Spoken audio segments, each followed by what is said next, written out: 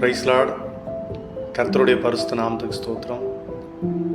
இந்த காலையில் உங்களை சந்திக்கிறதுல ரொம்ப சந்தோஷம். இந்த நேரத்தில் சங்கீதம் 121 4, 5 வசனங்களை உங்களோட கூட தியானிக்கிறதுல நான் ரொம்ப மகிழ்ச்சி அடைகிறேன். இஸ்ரவேலை காக்கிற தேவன் உறங்குவதும் இல்லை, தூங்குவதும் இல்லை. ஏன் ஆண்டவர் உறங்குறதும் இல்லை, தூங்குறதும் இல்லை? அவர் தூங்கிட்டா ஏதாவது தப்பு நடந்துரும் அப்படின்னா,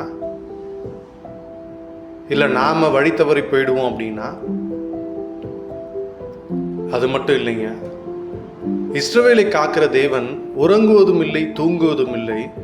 அதுக்கு அடுத்த வசனம் பார்க்கும்போது, கர்த்தர் உன்னை காக்கிறவர், அவர் உன் வலது பக்கத்தின் நிழலாக இருக்கிறார் அப்படின்ற வசனத்தை போட்டிருக்காங்க. எதனால் அவர் தூங்குறது இல்லை, எதனால் அவர் உறங்குறது இல்லைன்னா, நமக்கு நன்மை செய்யும்படியாக, நாம் சந்தோஷமாக வாழ்கிறதுக்கு என்னென்ன அடுத்த காரியங்கள் செய்யலாம். ஒரு அப்பா அம்மா தன்னுடைய பிள்ளைகளுக்கு நாளை காலையில் என்ன சாப்பாடு செய்யலாம், அவங்களுக்கு என்ன பிடிக்கும், என்ன பிடிக்காது, என்ன ஸ்நாக்ஸ் வைக்கலாம், என்ன மாதிரி வெயில் காலங்களில் என்னென்ன ஜூஸ் ஐட்டம் கொடுக்கலான்லாம் யோசிக்கிறாங்க இல்லையா?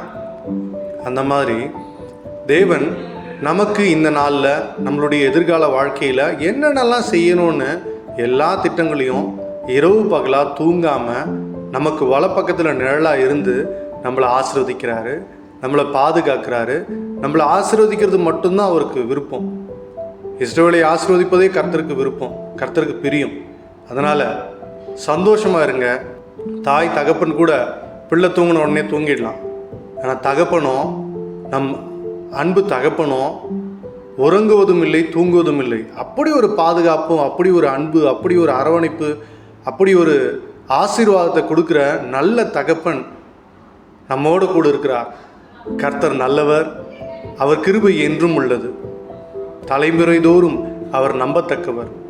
அதனால் நிம்மதியாக தூங்கி எழுந்துவாங்க, சந்தோஷமாக இந்த நாளை எதிர்கொள்ளுங்க. கர்த்தர் உங்களுக்கு அற்புதங்களை செய்திருக்கிறார், ஆசீர்வதித்திருக்கிறார். கர்த்தருடைய நாமம் மாத்திரம் மகிமைப்படுவதாக. God bless you.